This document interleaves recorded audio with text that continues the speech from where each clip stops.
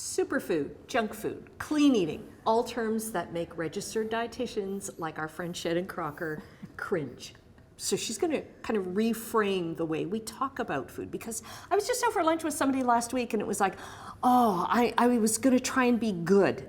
And I'm like, about what they ordered. And I'm like, order what you want, That's right. Why there's no good, there's no bad. Exactly, and the way that we talk about food frames our attitude, and that frames our relationship with food, whether we have an unhealthy or healthy relationship with food. So we're going to talk about some of those buzzwords. Okay. I'm kind of focused on this one right in front of me. All right, we're going to get to that one. We're going to start off with the superfoods to your left. Yummy, superfoods, yes. So superfoods. Superfoods. Okay. So what I don't love about this is that it sets these particular foods up, and others like it. There's like a superfood of the year, really. Yes. What it does is it sets those foods up to have sort of like mystical powers, right? There's no one food that you're going to add into your eating pattern that's going to make or break your health, make it super. And there's lots of other foods that aren't included here that are also really nutrient rich. So that's the way that I would describe these foods. They're nutrient rich, like that's just a natural description of what they are. Is it marketing based? It's a marketing term. Yeah. It's just So it's somebody that's term. come up with that wants to push kale this year, or I don't know what else we got. Dark chocolate Goji next berries, year. yes, Goji berries. exactly. Ooh, oh, where are the goji berries? Oh, I don't have any gojis today. Ooh, goji berries. Okay, and what about this one that Kim and I are both drawn to? So what do you think this would be called? The foods in this category, what do you think that would be called? Well, it's junk food. Exactly. Yeah, but it's not. It's food. It's food. It's just food. It is, this is nutrient rich. Is it edible this is food? Nutrient poor. It's all edible here. It's all edible. And what I don't like about sort of this, junk food, superfood, is it sets people up for good food, bad food, and then we become good or we become bad depending on the foods that we eat. So sure, we know that these foods are nutrient poor, they're ultra processed. We don't want to build our foundation of our eating pattern around this. We want to build it around these foods for sure. Okay. But we don't want to call them junk foods, because then it makes us feel crappy when we eat them. We feel bad about ourselves, and so we just call it food. Okay. Middle one. Middle one. So this would be clean eating. So, if your food drops on the floor, it's dirty.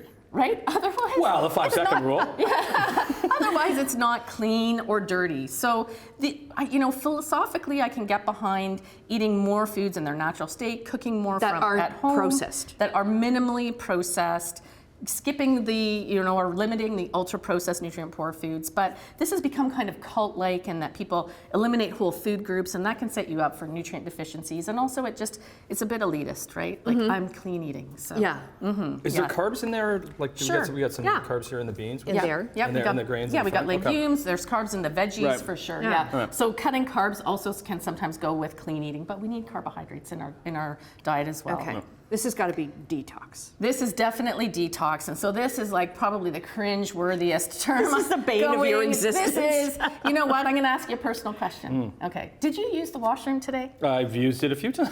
Yeah. We've been up since 2:30, so yeah, we've used it a few. So then, congratulations, you both detoxed. Okay, Right. so your body has a sophisticated Only in one system. way, though.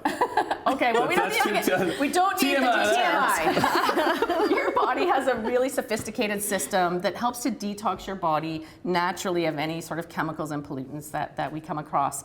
So your liver in particular, but also your kidneys, your skin, your digestive system. If you peed today, you've detoxed, right? Expensive. Yes. Good for you guys. Expensive cleanses and detox teas and green juices. They don't do anything special. Except change the color of that pee. Well, they might. Yeah. They Yes. might. Yeah. Yeah. So, you can eat well, like eat these foods to support your body's natural functions, but you don't need to spend money on teas and those sorts of Okay. things. We've got a minute left. All right. Are these junk foods too? Oh. Or is that fast food? Fast food or fatty foods, or I don't know what This that one is is. actually cheat day.